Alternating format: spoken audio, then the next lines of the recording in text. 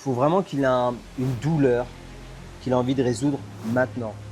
Pour moi, le premier red flag, c'est croire que tu es un bon vendeur parce que tu t'exprimes bien. C'est pas parce que tu t'exprimes bien que tu vas bien vendre, au contraire, limite. Parce que tu as plus de chances de dire des conneries. Mais il faut quand même se détacher émotionnellement parlant, sinon, mec, en 6 mois, tu fais un burn-out, quoi. Ok guys, bienvenue pour ce nouveau podcast. Je suis en compagnie de Ezekiel. Il va directement se présenter à vous. Vous allez apprendre un maximum de choses pendant cette petite heure. Vous allez avoir un maximum de valeur sur la vente, les objections. Ezekiel, je te laisse te présenter. Ok, très bien. Bienvenue à toi d'abord. Merci, honoré d'être dans Honoré. ton podcast ou dans cette vidéo. Dans cette fameuse villa. Ouais, parce que c'est vrai que tu m'accueilles chez toi. Les mecs, ils se mettent plutôt bien quand même. Parce que là, vous avez le fond, mais je peux vous dire que j'ai aussi une très belle vue en face. Donc, présentation très rapide. Bah, écoute, Ezekiel Simon. Donc, ma promesse là sur les réseaux, on va dire que c'est vraiment, j'accompagne les solopreneurs et closers à optimiser leur taux de closing. Et également aux solopreneurs de vivre de leur activité via LinkedIn aussi. Donc, je vais les accompagner aussi sur le positionnement, la création de contenu, la vente forcément, la prospection. Donc, c'est là où je vais intervenir, solopreneur et closer. Commerciaux aussi, de temps en temps, ça m'arrive d'avoir des commerciaux. Pourquoi transition toute faite, parce que j'ai été commercial, du coup, j'ai commencé, donc je fais le parcours classique, bac STG, je sais pas si tu as connu toi. Non, trop jeune. STG, supériorité, talent et gloire. Ok, je vois Science, je crois que c'était sciences technologiques de la gestion. Oui. Bref, c'était un truc dans le commerce, c'était pour les branleurs qui voulaient pas faire SES ou L. Okay. Très bien, c'était très très bien. Ensuite, je suis parti 1 an en Écosse pour être footballeur professionnel. Ok. Donc, j'étais footballeur semi-professionnel. On était un club de Français et on jouait contre des clubs professionnels pour les préparer. On jouait souvent le jeudi ou le vendredi contre eux, enfin plus la semaine. Et en fait, ça leur permettait de mettre des mises au point tactiques pour les préparer au match le samedi, le dimanche. Ouais. C'est incroyable. Donc, j'ai fait ça pendant 1 an. J'ai arrêté parce que j'avais clairement pas le niveau pour être professionnel. J'aurais été un semi-pro, quoi. Mais j'aurais dû trouver un job à côté, donc ça me plaisait pas. Je suis rentré en France. J'ai dit à mon daron, littéralement, papa, je sais pas quoi faire. Il me dit, bah, qu'est-ce que tu as envie de faire? Je dis, bah, franchement, j'ai envie de gagner de l'oseille. J'avais 22 ans. Même pas, j'avais 18, 19 ans, pardon. Ok. Et je dis, bah, je veux gagner de l'oseille. Et il me dit, bah, c'est simple. Tu veux être avocat? Non. Médecin? Tu veux être médecin? Non. Ok, bah, il te reste vendeur. Parce que, à part avocat, médecin, mais il te faut 7 ans de diplôme, il y a que vendeur où tu peux gagner de l'argent sans faire beaucoup de diplômes. Enfin, sans faire beaucoup d'études. Ok. Donc, let's go, je suis parti dans la vente. Donc, j'ai commencé à 18 ans, 18, 19 ans. Donc, j'ai commencé à frapper aux portes. Donc, je vendais des maisons individuelles en porte-à-porte. Ok. Donc, j'allais dans des HLM à Saint-Nazaire, précisément. Donc, c'est en région Bretagne. Et donc, je frappais aux portes. Je me souviens, il y avait 44 appartements. Donc, je rentrais dans un HLM, je montais au 6e étage et je frappais à toutes les portes et je descendais comme ça. Je faisais 4, 5, 6 tours par jour, ça dépendait. Donc, j'ai commencé comme ça. J'ai fait ça pendant 2 ans. Le problème, c'est que j'avais pas de fixe. Je n'étais payé qu'à la commission. Autant te dire que il y avait des mois, c'était un peu tendu, tu vois. Donc, j'ai fait ça pendant 2 ans et il y a un chasseur de tête qui m'a appelé pour rentrer dans une boîte de photocopieurs qui s'appelle Riso, un copieur. Ok. Et donc, après 4, 5, j'allais dire examens, parce que c'était limite des examens, mais on va dire entretien, j'ai été pris dans cette boîte-là et c'est vraiment là où j'ai appris la vente. J'y suis resté 6 ans, 5 ans et demi, 6 ans là-bas. Donc, j'ai été commercial dans un premier temps, région Loire-Atlantique. Et ensuite, je suis passé responsable plus sur la partie Bretagne avec l'agence de Rennes où je formais à mon tour, tu vois, je formais des commerciaux. Et donc, j'ai fait ça pendant 6 ans. Ça a été exceptionnel. Franchement, j'ai tellement kiffé cette boîte-là. Ils m'ont tout appris dans la vente. J'ai eu j'ai des bons résultats, top 3 monde en ouverture de compte. Donc, Donc tu as fait ça de tes 20 à 26 ans, c'est ça? Ouais. Ok. D'un côté, je passais d'un monde où je frappais aux portes, mec, en porte-à-porte. Donc, j'avais des particuliers. Des fois, il y avait des mecs qui m'ouvraient en slibard. Ils avaient la manette de PlayStation, l'oreillette, ça jouait à Call of Duty, tu vois. Okay, c'est pourquoi. Et moi, j'arrivais avec mon flyer, tu vois, en mode pour acheter une maison. Allez, dégage, tu vois. J'en veux pas. Ouais. Donc, je me prenais des portes à souhait toute la journée. Ah, j'arrive dans un établissement scolaire ou dans une mairie et la personne à l'accueil toute gentille. Non, je suis désolé, vous pouvez envoyer un mail. Pas de problème, tranquille. Moi, ça me va, tu vois. Donc, j'ai tellement adoré que je faisais un blog de prospection, beaucoup de nombres. Et donc, c'est pour ça que j'ai eu ces résultats-là. Et aussi, notamment, grâce à mon mentor, Benjamin, qui a été un super manager. Et je lui dois beaucoup à cette personne-là. Il m'a appris énormément pendant 6 ans. Donc j'ai fait ça 3 ans commercial et après 3 ans responsable en région, enfin en Bretagne, tu vois, chez Rizzo. Et après je suis parti parce que j'ai rencontré le Japon. Ouais, t'es un fan de l'Asie du coup. Ouais, Ça, j'ai bien compris, ok. fan de l'Asie. Explique-nous un peu plus, c'est quoi cette… Bah, grosso modo, je suis parti je devais avoir 25 ans, 24 ans, 25 ans. Ok. Je venais de faire une très belle prime, je me souviens. J'avais pris 7008, je crois, sur Ok. une vente. Et là, j'avais dit, OK, je peux enfin partir au Japon. Et donc, du coup, je suis parti au Japon 3 semaines tout seul. Et j'ai adoré le pays, en fait. J'ai tellement adoré que je me suis dit, bah, en fait, j'ai envie de rester ici, vivre au Japon. Ok. J'étais à 2 doigts d'appeler Benjamin, justement, mon Pour boss, et lui dire, bah, je suis désolé, mais j'ai vraiment envie de rester au Japon. Mais je me suis dit, je peux pas faire ça, quoi. Donc, je suis revenu en France, mais je me suis dit, OK, j'honore ma mission qu'il m'avait donnée. Et le jour où la mission est honorée, je démissionne et je partirai vivre au Japon. Et donc, c'est ce que j'ai fait. J'ai démissionné à 27 ans, sauf qu'il y a eu le Covid. À ce moment-là, les frontières étaient ouvertes partout, sauf au Japon. Le Japon, bien fermé, tu vois, comme on les Évidemment. connaît un peu. Ils ont essayé de fermer les frontières un maximum avant de devoir les rouvrir. Donc, j'ai pas pu partir au Japon. Je suis parti du coup 6 mois au Mexique. J'ai fait 6 mois Mexique, 6 mois Bali et 1 mois dans un ashram en Inde. Et là, franchement, ça a été une année de transition où j'ai kiffé parce que ça faisait quand même 10 ans que j'avais bien envoyé. Ok. Donc, ça a été vraiment une année stylée, quoi. J'avais de l'argent sur mon compte bancaire. Voilà. Aucun business durant cette année. Si, j'ai commencé à coacher des commerciaux en individuel, Ok. justement sur la vente, mais j'avais rien de structuré. Ok. J'avais rien de structuré. C'était des potes que je connaissais qui m'envoyaient du monde et tout. Et c'est au final, à force de faire des coachings un peu comme ça, sauvages, qui m'ont dit, mais mec, les retours sont top. T'es compétent, ouais. Ouais, voilà. Ok. T'es compétent dans ce que tu fais. T'as beaucoup de choses à apprendre, donc tu devrais en monter un business. Et c'est comme ça que l'idée m'est venue. Et donc, en revenant d'Inde, j'ai monté la boîte, quoi.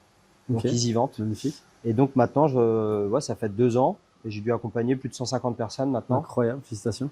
Ouais, merci. Et c'est vrai que je m'en rendais pas compte à quel point la compétence de savoir vendre était une compétence recherchée et surtout, entre guillemets, compliquée à acquérir, quoi. Ouais. Écoute, c'est une magnifique transition pour aller un peu plus en profondeur sur ce que tu fais. Explique-nous un petit peu quelles sont les personnes que tu accompagnes et qu'est-ce qu'il en ressort justement de ton accompagnement. Alors, les personnes que j'accompagne, ça va être vraiment solopreneurs que j'adore. Mon avatar cible avec qui je kiffe travailler. Ok. Solopreneur entre 25, bon, même si solopreneur, du coup, c'est plus 30. On va être entre 30 et 45 ans. Ça, c'est mon avatar. Ok, ouais, donc un avatar qui est quand même déjà Ah ouais. bien en place. Ouais. Ainsi de suite. Ok. Il y en a un qui se reconnaîtra s'il regarde la vidéo, c'est François, que j'ai accompagné, qui avait la quarantaine et c'était un kiff ultime parce qu'il avait la tête super bien faite. Il appliquait, on se voyait 2 fois par semaine, il voulait aller vite, un profil bien rouge, il voulait que ça aille vite, c'était smart et on a eu des résultats de dingo ensemble. Donc, c'est vraiment des profils aussi avec qui j'aime bien travailler. Et aussi, donc ça va être les solopreneurs, comme je t'ai dit, 30-45 ans. Et aussi, je vais avoir une partie closer.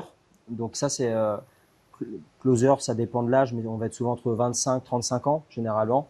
C'est des personnes qui veulent vivre de l'activité de closing parce que je pense qu'ils ont dû voir 2-3 shorts ou reels sur Instagram, ok. sur Instagram en disant que tu pouvais vivre de cette activité-là, ce qui est totalement vrai, ça c'est sûr. Par contre, il faut avoir des skills parce que vendre, t'apprends pas à vendre en claquant des doigts et ça on va y revenir lors de ce podcast. C'est clair. Et donc, il leur faut des compétences pour pouvoir forcément en closer. Et donc ça, ces compétences-là, je vais leur apprendre. Pareil, lors d'un accompagnement one-to-one. Donc ça, c'est vraiment mes 2 avatars. Et j'ai un troisième, ça va être les commerciaux. Mais là, c'est que les commerciaux ultra ambitieux qui veulent… souvent, c'est des commerciaux qui sont dans leur entreprise, qui font du chiffre, mais de manière mais qui chiffrent pas forcément de manière autonome. Ok.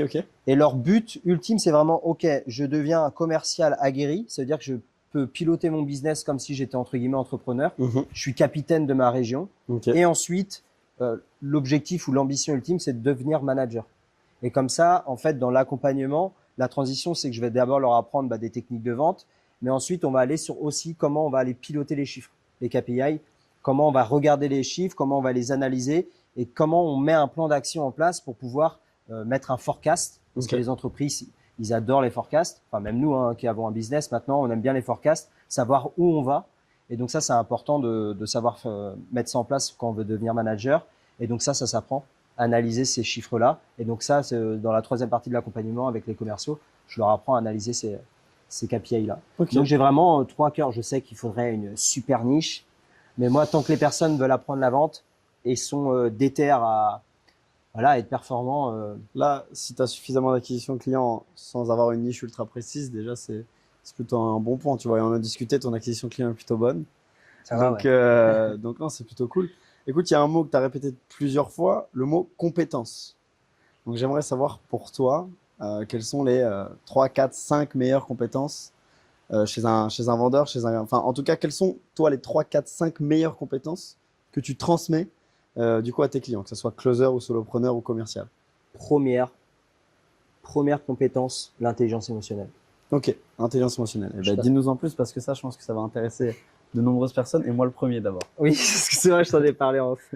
Non, pour moi, la première compétence, c'est vraiment l'intelligence émotionnelle. Donc, l'intelligence émotionnelle, qu'est-ce que c'est? C'est tout simplement avoir la capacité de savoir prendre le lead du rendez-vous, quand il faut prendre le lead sur le rendez-vous, et aussi avoir cette capacité très empathique lors L'empathie, du ouais. rendez-vous pour savoir écouter la personne. Donc, c'est vraiment avoir cette intelligence de percevoir, lire entre les lignes de la personne. Ok, elle me dit cette phrase-là, mais ses émotions, par exemple, me retranscrit quelque chose d'autre. Je vais essayer de creuser sur cette émotion plutôt que de me référer à ce qu'elle me dit verbalement. Tu vois. Ça, c'est une sorte d'intelligence émotionnelle dans le sens où j'arrive à lire entre les lignes de la personne. Et ça, c'est super important parce que moi, j'utilise le disque. Pareil, c'est un outil d'intelligence émotionnelle. Tu m'en Donc, as disque, parlé. ouais, j'adore cet outil. Il y en a beaucoup qui sont top. Mais ce que j'aime bien dans le disque, c'est qu'il est facilement, tu peux le comprendre très rapidement et il est facilement applicable, Actionnable, ouais. actionnable. Et en plus de ça, ça te permet de très rapidement avoir cette intelligence émotionnelle. Ok. Donc le disque, qu'est-ce que c'est? C'est tu as 4 profils, on dit le dominant, le rouge, l'influent, le jaune, le stable, ça va être le vert et le conformiste, ça va être le bleu. Et selon la typologie des personnes, elles voient le monde d'une manière différente. Elle se perçoit dans ce monde d'une manière différente et elle perçoit le monde extérieur d'une manière différente. Okay. Et donc, du coup, ça va, alors, la conséquence à ça, c'est qu'ils vont se comporter d'une manière différente, agir d'une manière différente et communiquer d'une manière différente.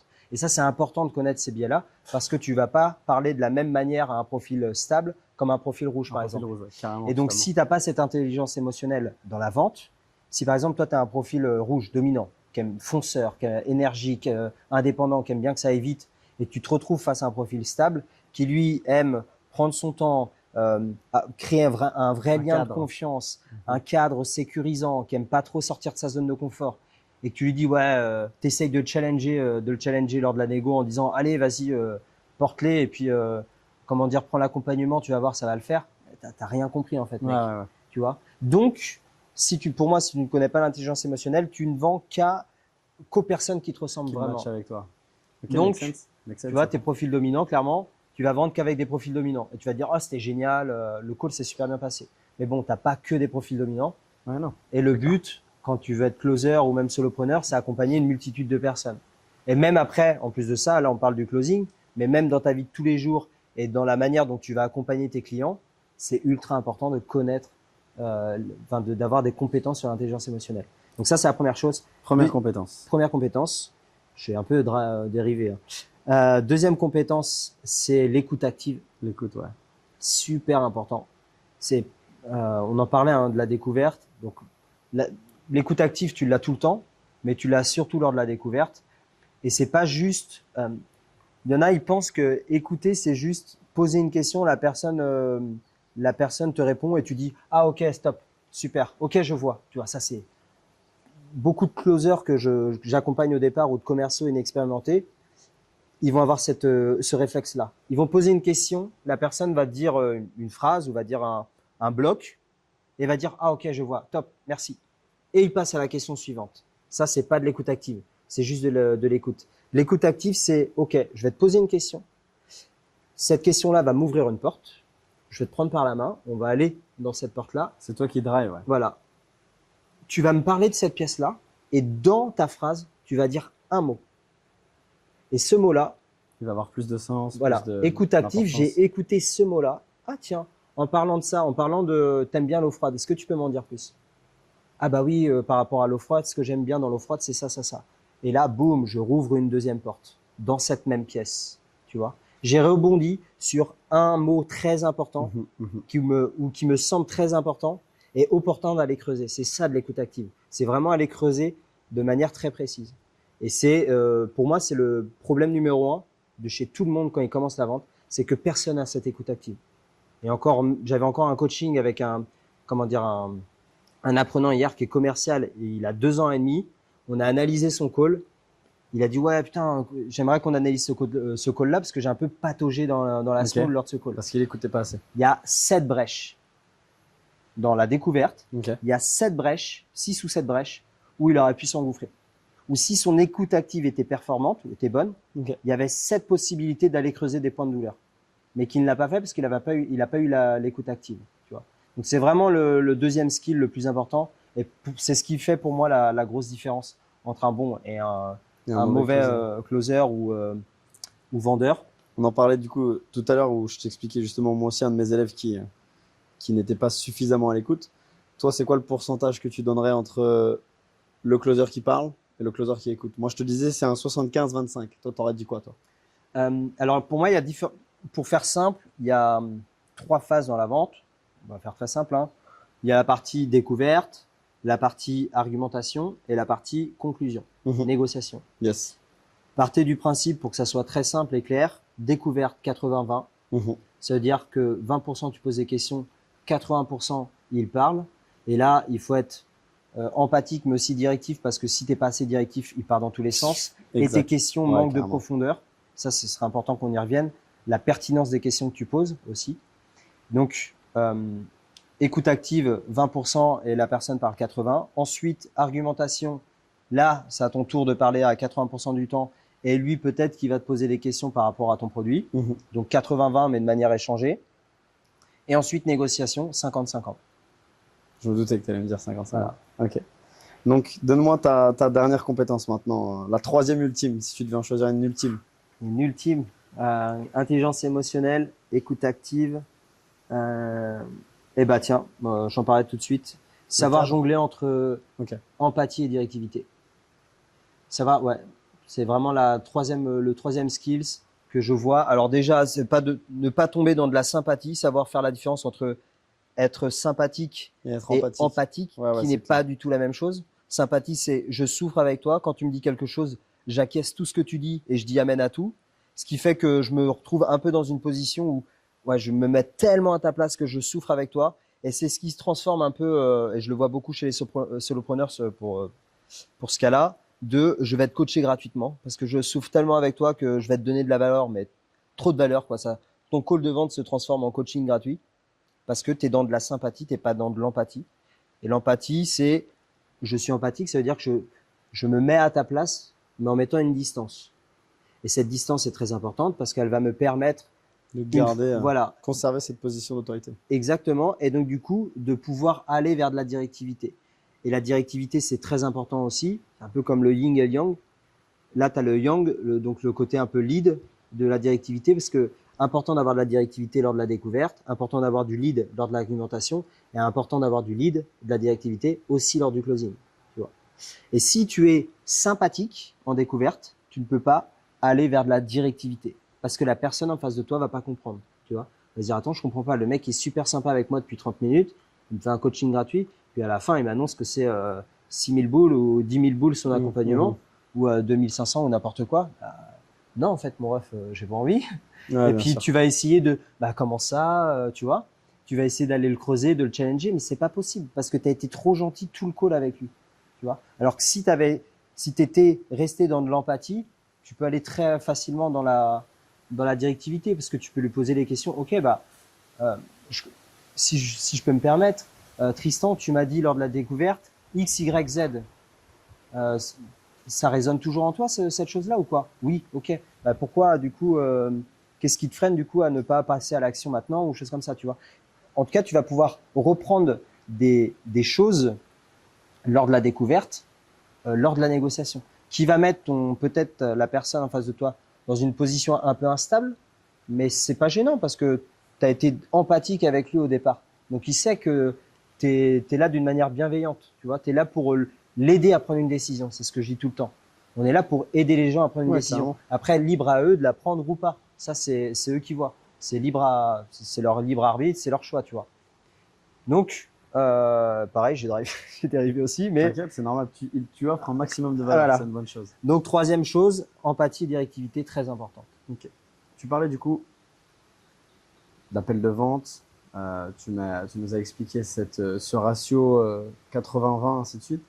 Donc toi, comment est-ce que tu organises tes appels? Est-ce que tu fais un seul rendez-vous de closing? Est-ce que tu fais d'abord un rendez-vous de découverte, puis tu raccroches, tu laisses la personne patienter, tu lui envoies des ressources, puis après tu reprogrammes un appel pour vendre? Comment tu fais? Est-ce que tu fais un R1, un R2? Est-ce que tu fais 3 rendez-vous? Est-ce que tu fais pas de rendez-vous, tout se passe par message? Comment tu fais toi pour closer tes clients? Alors moi, la méthode que j'enseigne et que je conseille, surtout au départ, euh, parce que bon, maintenant, quand je vois qu'il y a de plus en plus de leads, peut-être que quand tu as beaucoup de leads, ton temps est très très important et qu'il Bien faut sûr. savoir l'optimiser. Carrément, ouais. Mais on va partir du principe où, franchement, entre 0 et 20, pour moi, 0,10 sur 0,20 aussi, pour moi, alors, et puis ça dépend du prix que tu vas vendre. Mais si tu es sur une offre high ticket, donc 2005, 3005, au-delà de 2000, pour moi, c'est préférable de vendre en 2 rendez-vous. Deux Donc, rendez-vous, ouais. un R1, Ok. un R2 et un R1 bis. Je vais y revenir. Le R1, qu'est-ce que c'est? C'est, ok, l'objectif aujourd'hui, c'est que je comprenne tes motivations, tes points de douleur, tes ambitions sur 2026. Que je me mette vraiment du coup dans la peau d'un médecin et que je comprenne pourquoi. Ok, ça fait combien de temps que tu vis cette douleur-là? Pourquoi tu veux la changer maintenant? Qu'est-ce qui te pousse à vouloir aller plus loin? Etc., etc. Ce qui est bien, en fait, ce que je conseille moi à mes coachés, c'est que le fait de diviser R1, R2, déjà, tu t'oublies la partie objection, t'oublies un peu cette partie T'oublies la stress. vente, ouais. T'oublies la vente, T'écoutes exactement. ton prospect. T'écoutes juste ton objectif, c'est de comprendre la situation de ton prospect. Ouais. Un maximum. Et donc, le fait de diviser ça en deux, voilà, ton cerveau, c'est binaire, un ou deux, ou 0 et 1. Donc là, tu es dans le 0, ok. Mon objectif, c'est de comprendre. Basta. Et si je peux l'aider, on passe à la deuxième étape, tu vois. C'est robotique. Je viens d'une méthode japonaise, donc c'est pour ça. Donc, un R1, comprendre. Ensuite, qu'est-ce qui se passe entre le R1 et le R2? Déjà, ton RS a combien de temps du coup qu'on puisse situer? Combien de temps d'appel? Moi, je mets entre 30 à 45 minutes. Ok, d'accord. Ok. Important de créer du lien. 30 minutes pour des profils rouges Ok. et 45 minutes pour des profils jaunes, par exemple, ou Mais- stables. Du coup, tu passes entre 30 et 45 minutes pour un premier rendez-vous. Oui. Comment est-ce que tu as qualifié en amont le budget? Parce que est-ce que tu passerais pas peut-être trop de temps pour in fine une personne qui ne pourra pas te rejoindre par manque de budget? Bah ça, c'est la partie pré-qualif en amont. Tu vois, j'en parlais avec, comment dire, avec mon coach.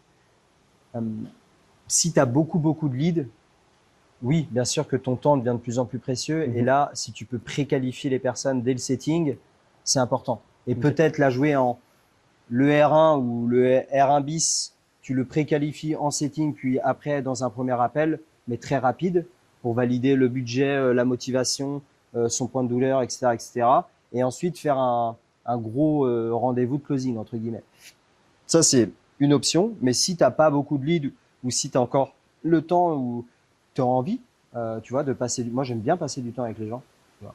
J'aime bien faire des R1. C'est la chose que je déléguerais en dernier. Ok, ouais. Tu vois, je kiffe faire des R1 avec des gens. Je kiffe qu'ils me parlent de leur vie. Je suis super curieux, tu vois. Et donc, ça, du coup, c'est pour ça que je le fais en R1. Donc, je vais préqualifier la personne, forcément, quand même en amont dans le setting quand je parle avec eux. Mais des fois, ça m'empêche pas de les prendre en appel, tu vois. Et donc de prendre ce temps avec eux en R1 pour déjà même voir si je kiffe la personne que j'ai en face de moi et si je me vois travailler avec elle. Parce qu'il y a aussi ça aussi, l'importance de sélectionner ses clients. Et je trouve que des fois, en un seul rendez-vous, c'est compliqué. De savoir ouais, si la personne match ou pas. Exactement. Imagine, c'est, je sais pas moi, c'est une personne indépendante de toi, un setter qui prend le rendez-vous avec toi et qui préqualifie la personne.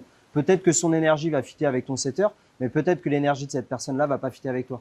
Et si c'est toi qui dois l'accompagner après pendant 3, 4, 5 mois, bah, bon courage, tu vois. Parce que toutes les semaines, tu vas te dire, oh non, putain, j'ai un call avec lui. Est-ce qu'on a envie de ça quand on fait ce métier-là? Pas du tout. Donc moi aussi, c'est pour ça que j'aime bien avoir ces deux temps-là, 30-45 minutes en R1 et après 30 minutes en R2.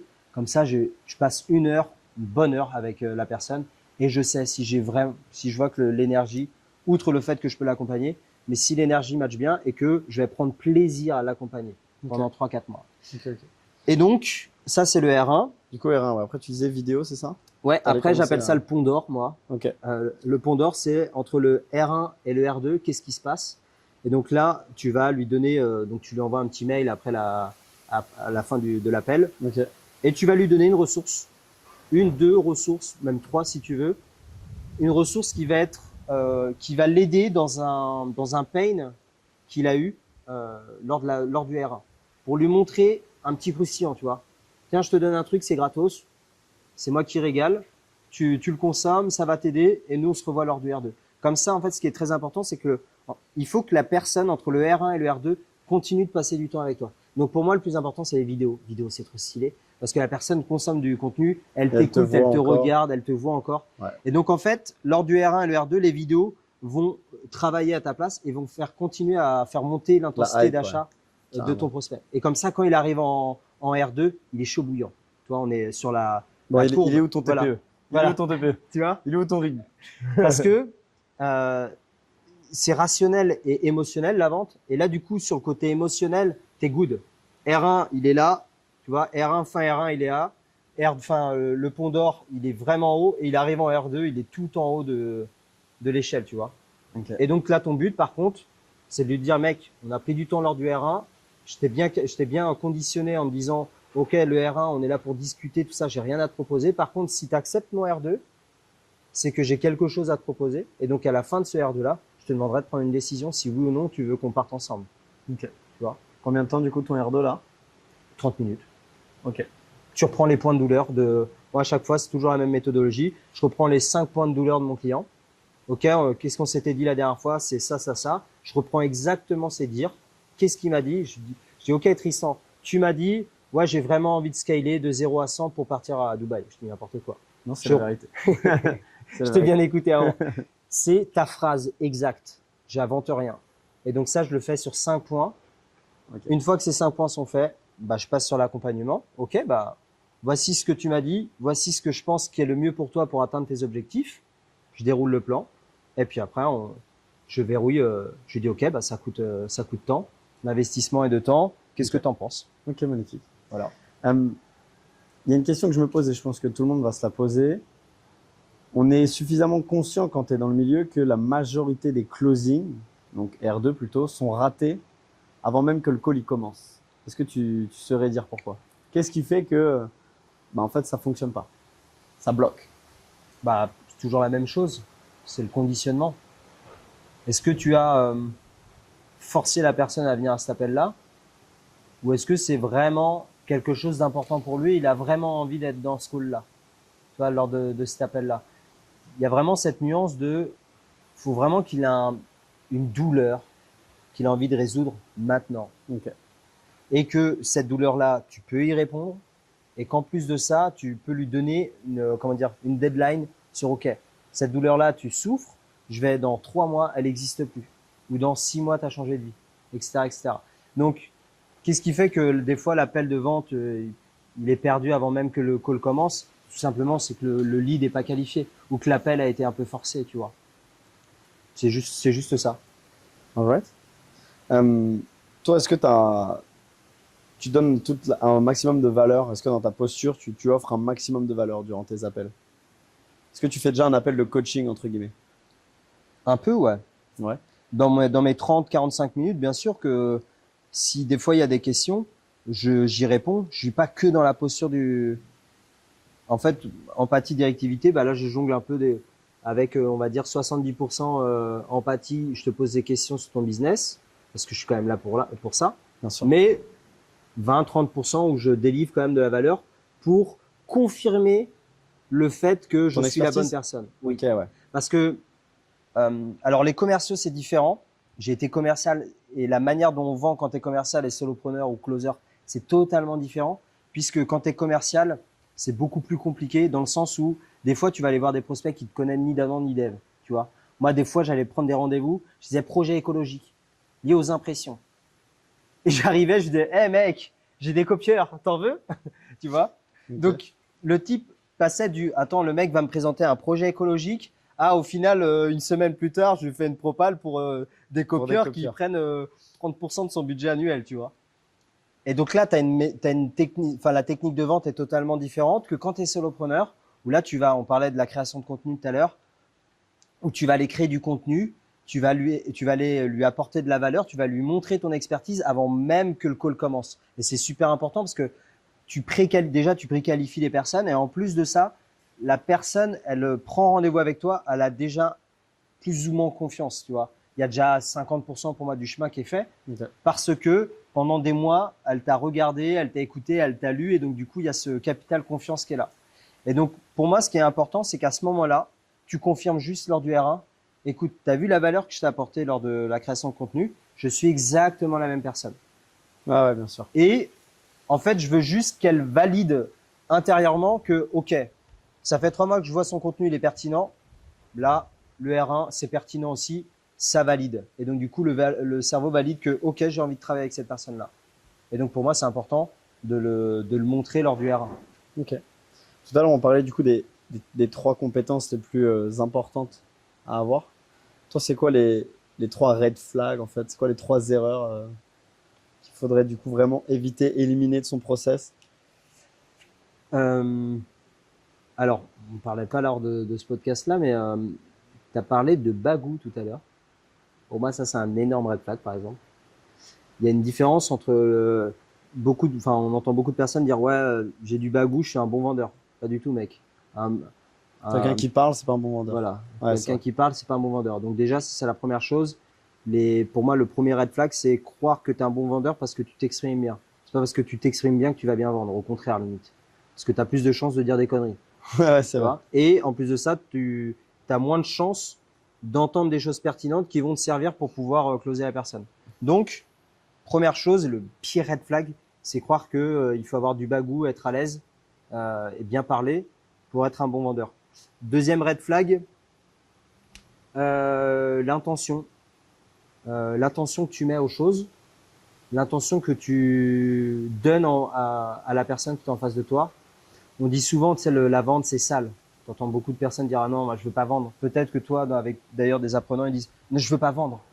Je veux pas vendre parce que la vente, c'est Ça sale. fait un peu peur, ouais. Voilà. J'ai pas envie d'arnaquer les gens et tout. T'arnaques pas du tout les gens si tu as une bonne intention. Tu vois. Si ton intention, elle est correcte, si ton intention, elle est d'aider la personne, t'as pas de mal de vendre, quoi. Bien sûr. Tu vois. Bien sûr, bien sûr. Et donc, forcément, les personnes qui ont une mauvaise intention, pour moi, c'est le deuxième red flag. Mais ça, c'est plus pour les acheteurs, du coup, mais aussi les vendeurs, parce que ça sera des vendeurs court-termistes. Ok. C'est souvent, par exemple, dans les boîtes, tu vois le CV, le mec, il a fait 1 an là, 1 an et demi là, 6 mois là. Ok, énorme red flag. Pour moi, c'est le mec qui il cultive pas, tu vois, il a pas une vision long terme. Donc ça, c'est le deuxième red flag. Troisième red flag, euh,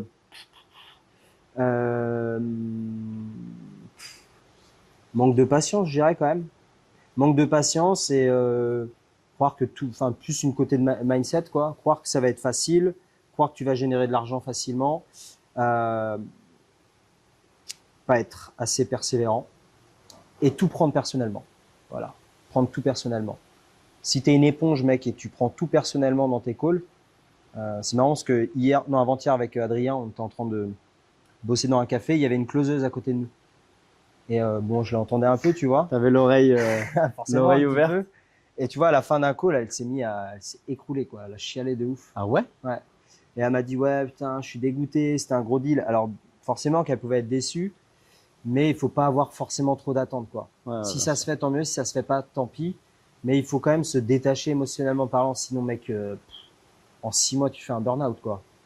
C'est ce que j'explique justement à mes élèves, d'être vraiment détaché de la vente Mm. quand tu arrives dans un appel. Tu vois, il y a les deals, les plus gros deals que j'ai closés, et enfin, alors, pas les plus gros en termes de chiffres, les plus facilement, je veux dire, tous les deals que j'ai closés moi de mon côté plus facilement, c'est toutes celles et ceux où en fait j'attendais rien de la vente. Voilà. Parce que tu as fait le R1, tu es en mode bon, allez, vas-y, je prends R2 parce que je le sens, mais qu'à moitié. Mais en fait, c'est juste que, comme tu dis, peut-être ça matchait pas au niveau du disque, tu vois. Peut-être que ça matchait pas réellement sur la manière dont on communiquait, la manière dont on échangeait. Mais en fait, lui, il était vraiment prêt à me rejoindre. Et en fait, quand tu es détaché de la vente, que juste tu es là du coup à bien l'écouter, tu t'en fous de est-ce qu'il va signer ou pas, tu l'auras aidé au moins pendant le call, mais en fait, ça signe. Bien sûr. Et enfin, en tout cas, c'est ceux avec qui j'ai eu le moins d'objections. Parce que tu es vraiment détaché, quoi. Et là, on parle, Émotionnellement, de la vente, de tout, quoi.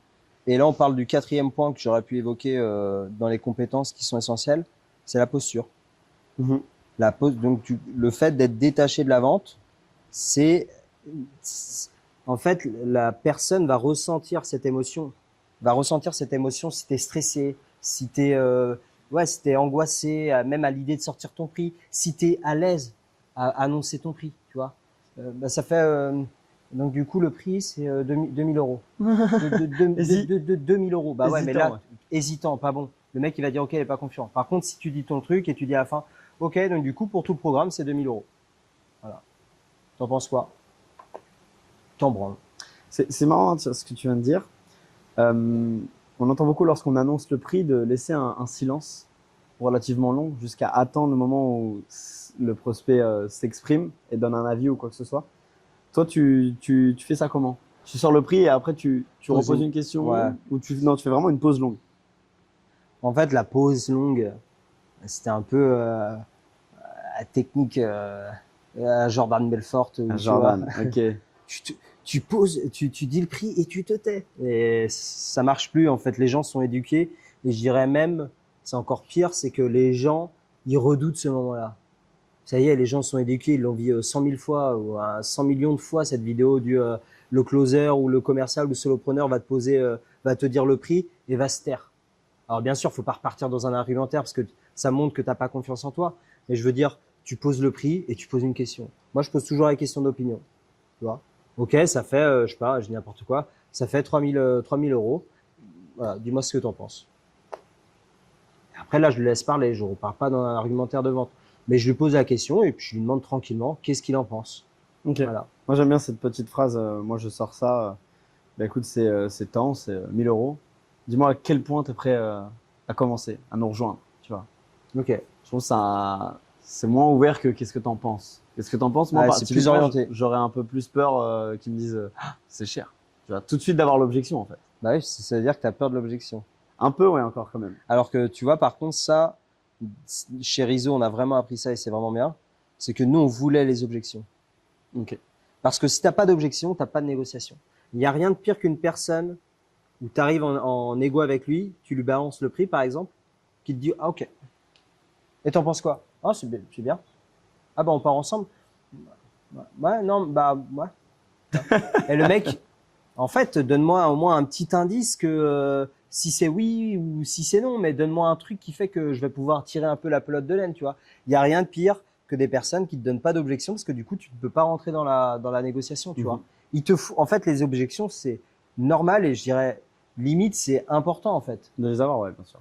Tu vois, à moins que la personne, putain, ça m'est arrivé hier pour le coup, j'annonce le truc, il me dit non mais Ezekiel, de toute façon dès le R1 que je voulais signer avec toi, tu vois.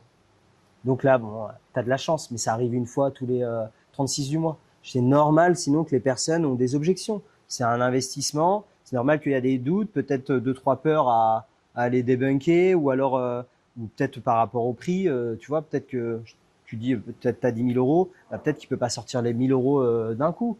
Et c'est pas parce qu'il peut pas sortir 1000 euros d'un coup qu'il a pas envie de travailler avec toi. Et donc là, tu es dans le rôle du 50-50 lors de la négociation, où le but, bah, c'est un échange. Ok, est-ce que tu as vraiment envie de travailler avec moi? Ah oui. Tu as vraiment envie d'avoir ces résultats? Ah oui. Ok, bah écoute, est-ce que je peux me permettre de te poser une question? Est-ce que tu es ok pour qu'on puisse rentrer dans comment dire, dans un accord, pour qu'on puisse essayer de trouver justement un accord, une solution à ce problème d'argent ou ce problème d'investissement? Ah bah ouais, carrément. Ok. Donc, si on trouve une solution par rapport à ton investissement de 1000 euros, est-ce que tu es ok pour qu'on travaille ensemble? Ah bah bien sûr. Bah ok, bah vas-y, on va la trouver cette solution. Let's go. C'est quoi du coup, toi, dans ton parcours commercial et notamment de closer, quelles sont les 2 objections que tu relèves tout le temps?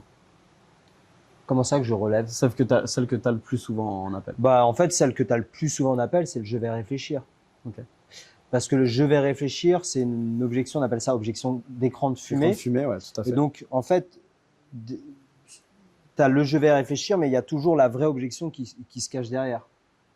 Donc, en fait, les gens, par protection, pour se protéger, euh, ils vont dire je vais réfléchir. Voilà, c'est une protection, c'est une barrière, parce que je veux pas rentrer dans la négociation. J'ai peur surtout les profils verts, souvent en plus de ça. J'ai peur de te braquer, j'ai peur de de te vexer, j'ai peur de voilà que tu m'en veuilles, que je te dise par exemple, bah non, en fait ton offre elle est nulle, tu vois par exemple. Donc au lieu de te dire bah non Tristan, ton offre pas ouf ou ton prix trop cher, bah je vais dire bah écoute je vais réfléchir, tu vois. Donc c'est celle que tout le monde a, je pense, à 80% du temps. Et donc là le but c'est de passer outre cette objection je vais réfléchir, c'est de connaître la vraie objection qui est derrière. Ok. Tu vois. Donc ça c'est la première objection. Et puis après moi dans mon passé de commercial mec c'était cher parce qu'on était 4 fois à 5 fois plus cher que la concurrence. Donc nous on voulait même pas l'objection je vais réfléchir, on voulait l'objection c'est trop cher, bien sûr. Ok. Tu vois. Ok, trop bien. Donc, pour donner un maximum de valeur, si tu en choisis une des deux là, quelle est la réponse comment est-ce que tu résous l'objection, pardon? On va dire là je vais réfléchir parce Allez. que c'est celle où je pense qu'il y a le plus de monde Qui voilà. la retrouve dans un appel? Voilà, qui la retrouve dans un appel. C'est tout simple. Moi, à chaque fois, donc, bah tiens, pour donner plus de valeur, je vais donner la technique, c'est IRT, isolation, reformulation, traitement de l'objection. IRT. Et après, tu as la TOC qui est bien, traitement de l'objection par une question. Donc, le but, c'est de poser une question. Donc, le je vais réfléchir, comment je fais? C'est OK, Tristan, je comprends, tu as envie de réfléchir, c'est normal. C'est 90% des gens que je rencontre ont envie de réfléchir. En plus de ça, effectivement, parce que par exemple, je sais pas, il va te dire je vais réfléchir, ce que tu sais, c'est un peu une somme importante. Bah, tu reprends ses dires, tu vas dans son sens. Ok, c'est normal, tu l'as dit toi-même, c'est une somme importante. Je comprends, c'est une décision importante à prendre. C'est un enjeu important, un enjeu majeur sur 2026 pour toi. Donc, ce que je te propose, généralement, ce que je fais avec mes prospects, c'est que bah, je les laisse réfléchir 48 heures. Donc là, on est quel jour? On est vendredi aujourd'hui. Ben écoute, ce que je te propose, c'est que tu réfléchisses tranquillement ce week-end de ton côté, donc samedi, dimanche. Et nous, on se recale un petit rendez-vous lundi ensemble de une demi-heure pour faire le point sur ta décision. Est-ce que lundi à 14 heures, tu es disponible? Et là, la personne va dire ok, cool. Et il me dit juste, il reprend un call et puis c'est bon, j'ai l'objection, tu vois. Donc là, la personne descend, baisse un peu sa garde en mode, ok, je souffle. Très malin. C'est pas un mec qui veut me vendre à tout prix. Ok, tu vois. très malin. Ok. Et après, moi, j'enchaîne toujours parce que dans ma technique de questionnement lors de la découverte, je vais dire, mais avant de te laisser partir et profiter de ton week-end, Tristan, il y a une chose très importante que j'aimerais comprendre juste avant, c'est que tu m'as dit lors de la découverte que c'était important de résoudre ce problème-là maintenant. Que là, on est au mois de janvier et que ton objectif, c'est d'avoir des résultats sur le mois de juin. Et que tu étais prêt à agir maintenant. On est bien d'accord? Yes. Ok. On est d'accord. Ensuite, je t'ai présenté mon offre, je t'ai présenté l'accompagnement, la transformation que tu vas avoir dans ces 6 mois-là. Et quand je t'ai posé la question, est-ce que c'est good par rapport à, comment dire, l'accompagnement? Tu m'as dit que c'était good et que tu voulais, voilà, que l'offre était bonne pour toi. On est bien d'accord? On est ok. Ok. Donc si en termes de timing, tu as vraiment envie de prendre les choses maintenant et d'avoir les résultats dans 6 mois et que c'est l'accompagnement qu'il te faut pour atteindre ces résultats-là, donc si en termes de timing et qu'en termes de contenu ou de qualité de mon offre, on est ok, c'est sur le prix que va se porter ta réflexion, n'est-ce pas?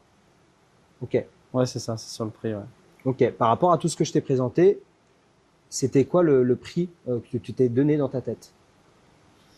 1000 euros de moins. Ok. Qu'est-ce qui justifie cette descente de 1000 euros de moins? Ok. Et après, en fait, tu vas le chercher du coup comme ça à chaque fois. Et là, du coup, je rentre tranquillement dans l'objection prix parce que, en fait, l'objection je vais réfléchir et l'écran de fumée, bien sûr. ce qui est derrière, c'est le prix. Et donc là, je rentre tranquillement dans l'objection du prix. Ok, ok. Bah, c'est très malin comme méthode. Tu vois, même moi, je l'ai jamais appliqué. Pourtant, j'ai quand même réussi quelques fois à démonter cette objection. Mais c'est vrai que le fait de lui faire baisser sa garde, en lui Toujours. promettant, enfin, en lui proposant, pardon, un autre call, c'est une bonne chose. Écoute, la question que je me pose maintenant, c'est toi, jusqu'à où tu conseilles d'aller? Enfin, en tout cas, jusqu'à quelle est la limite que tu te donnes pour challenger ton prospect sans non plus, tu vois, briser cette relation et sans qu'il se dise, en fait, ce salopard, il veut juste me vendre, tu vois. Ça m'est arrivé quand? Ça a dû m'arriver au mois de novembre. Ok. Ouais. Je crois que c'est novembre ou octobre, je sais plus. Bref, j'ai une personne, donc je vais réfléchir, tout ça, machin. Lui, c'était pas le, donc il y avait une question d'investissement, mais il y avait aussi le peur de ne pas y arriver. Ok. Manque de résultats. Voilà, manque de résultats. Donc je l'ai un peu challengé sur ce manque de résultats. Donc je sais plus quelle question j'avais dû lui poser. Une question que j'aime bien poser, qui remet dans le contexte quand tu as une peur, une crainte de pas y arriver. Je dis ok, bah euh, c'était quand la dernière fois que tu t'étais fixé un objectif et que tu avais peur de ne pas y arriver? Tu vois, et la personne, je sais plus ce qu'elle m'avait dit. On va prendre un exemple bateau. Tiens, j'ai regardé Kaizen il y a pas longtemps là. Ah bah tiens, c'était de gravir l'Everest. Bel Ok, objectif. bel objectif. Bel objectif. Mais là, du coup, tu le remets dans une position où il a atteint son objectif, mais qu'au départ, le début de l'aventure, il avait un peu peur. Mhm. Ok. Donc la première question, c'est ok, est-ce que tu as atteint cet objectif-là? Bah ouais, je l'ai atteint, j'ai gravi l'Everest. Ok, très bien. Quelle action tu as mis en place pour y arriver? Et donc là, il va te dire, bah, j'ai mis ça, ça, ça en place. Ok. Et maintenant, si je te pose la question de quand tu as commencé cet objectif, cette aventure-là, est-ce que tu as eu peur de ne pas y arriver? Bah oui, j'ai eu peur de ne pas y arriver. Ok. Mais par contre, tu viens de me dire que tu as mis ça, ça, ça en place pour y arriver. On est bien d'accord. Ok. Donc, qu'est-ce qui te fait penser que là, par rapport à cet objectif-là, de, je dis n'importe quoi, d'atteindre les 10 cas par mois, qu'est-ce qui te fait penser que tu vas pas y arriver?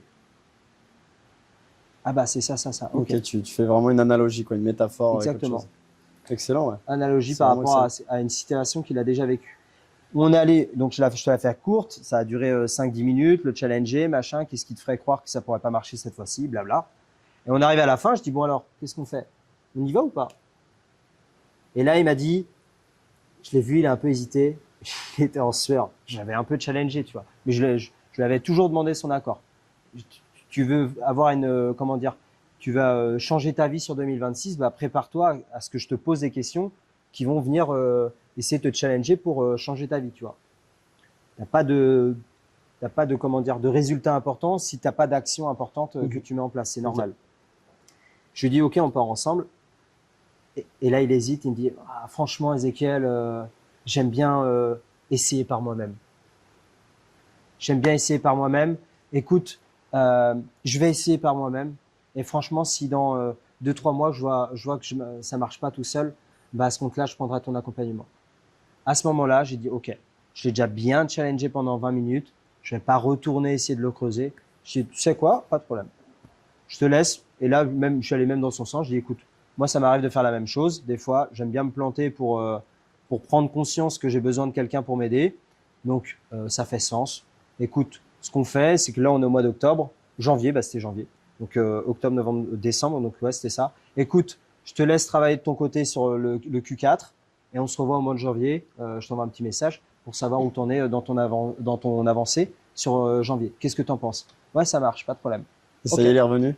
Et donc là, pendant 3 mois, donc octobre, novembre, décembre, le fait que je publie tous les jours sur LinkedIn, il continue à avoir ma tête.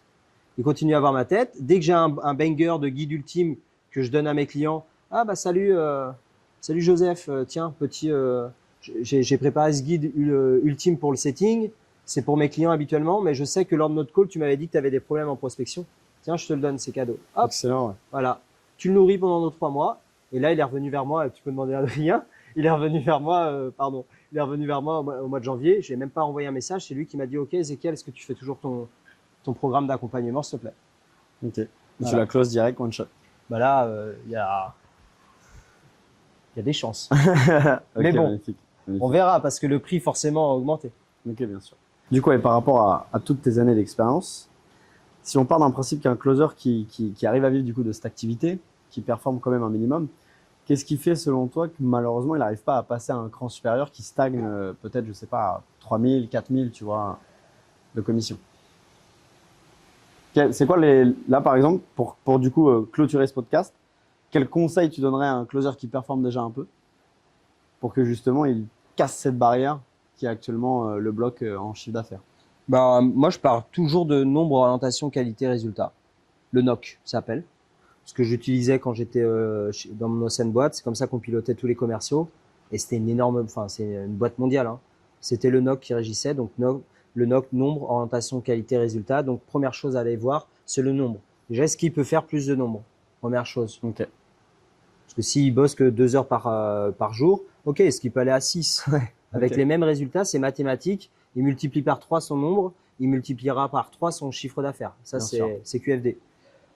Si le nombre, il peut pas plus, ok, l'orientation. Ok, est-ce que c'est lead? Est-ce que les leads qu'il rentre, son orientation, sa cible, est-ce qu'elle est vraiment bonne? Est-ce qu'il y a peut-être pas un travail en amont à aller faire pour encore plus qualifier le lead qui rentre en appel? Ça, c'est la deuxième chose, orientation. Et si nombre, c'est good, orientation, c'est bon, ok, la qualité. Bah là, tu vas aller revoir la qualité de tes appels et tu vas forcément, si tu te réécoutes, ça c'est un conseil que je donne à tout le monde, réécouter au moins Réécouter cette un heure. appel minimum par semaine, c'est vraiment le grand minimum. Ok, qu'est-ce que je fais de moins bien? Quels sont mes axes d'amélioration? Et comment je pourrais faire pour augmenter cette qualité-là? Et donc là, tu passes par un accompagnement pour augmenter cette qualité, aller chercher des compétences ailleurs que tu n'as pas encore de quelqu'un qui vont te permettre du coup de péter ce plafond de verre, tu vois. Et donc forcément, ça va découler les résultats. Parce que si ton nombre est bon, l'orientation est bonne, et qu'en plus de ça, tu as augmenté ta qualité de tes appels, c'est QFD, tu auras plus de résultats. Avoir plus de résultats. Ok, magnifique. Voilà. Eh bien, écoute, je pense que tu as vraiment fourni un maximum de valeur dans ce podcast. Ça me fait vraiment plaisir d'avoir pu échanger avec toi. Avec plaisir. Où est-ce qu'on peut te retrouver? Comment est-ce qu'on peut rentrer en contact avec toi? Alors, plateforme LinkedIn, Ezekiel Simon, je publie 5 fois par semaine. Donc, vous pouvez me retrouver et m'envoyer un petit message en DM, premièrement. Et là, je me mets sur Instagram Yes. 2026. On en a bien discuté. Ouais, parce que c'est vrai que LinkedIn, maintenant, c'est clair, c'est propre. Ça y est, c'est posé pour LinkedIn. Ouais. Voilà, on passe maintenant au deuxième canal d'acquisition qui va être Instagram, où là, je vais faire plus du contenu du coup oral. Là où LinkedIn, c'était un peu plus écrit et des rédaction, voilà, rédaction et des guides. Là, on va passer sur le côté Instagram, où je vais aller délivrer plus de valeur, plus de reels de manière orale. Et donc, deuxième point de contact. Et sinon, j'ai aussi une newsletter. Donc, c'est Game of Sales, pour le petit jeu de mots, où je fais deux newsletters par mois dessus, où je donne un max de valeur sur la vente. Ok, magnifique. Avec des actions à appliquer en direct. Toujours applicable. Magnifique. Plus important. Magnifique. Et bah, merci pour ce petit podcast, mon cher Ezekiel. Ça, c'est une vraie poignée de dominants. C'est une vraie poignée de dominants. Ça, on sait que c'est un profil dominant. Regarde dans les yeux et main bien ferme comme ça, profil dominant. On va aller dans la piscine se rafraîchir. Merci Ouais. à toutes et tous d'avoir écouté. Si vous êtes encore jusqu'ici, prenez le temps de liker, évidemment de vous abonner, de partager ça à des closers qui en ont sûrement besoin. Et solopreneur peut-être. Et solopreneurs peut-être. À bientôt l'équipe. Ciao, ciao. Ciao, bye.